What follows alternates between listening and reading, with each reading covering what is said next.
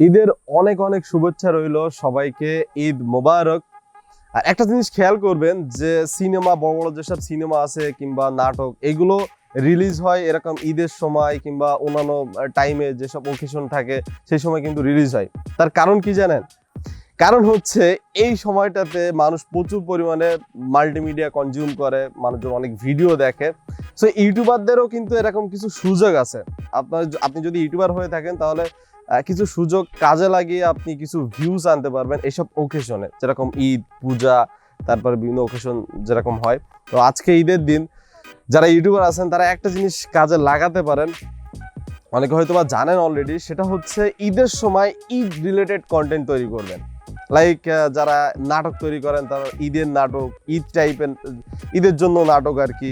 যারা গান তৈরি করেন, ঈদের গান আছে, অনেকে কিন্তু ইউটিউবে এসে এখন সার্চ করবে যে ঈদ সং, এই সং, হ্যাঁ। তো ঈদ রিলেটেড ভিডিও তৈরি করবেন। ইভেন আপনি এটা দেখতে পাচ্ছেন আমার টেক চ্যানেলে। সো ঈদ রিলেটেডই কিন্তু ভিডিও হচ্ছে আজকে। হ্যাঁ, ঈদের বিষয় নিয়ে কথা বলতেছি। তারপরে যারা কুকিং করেন তারা আজকে লাচ্চা সিমাই কিভাবে অন্য অন্য স্টাইলে করতে হয় এইগুলো আপনারা দেখাতে পারেন। আজকে কিন্তু অনেকে সার্চ দেবে, আজকে লাচ্চা সিমাই তৈরি করার সময় অনেকে সার্চ দেবে যে এটা কিভাবে তৈরি করতে হয়, ওইটা কিভাবে তৈরি করতে হয়।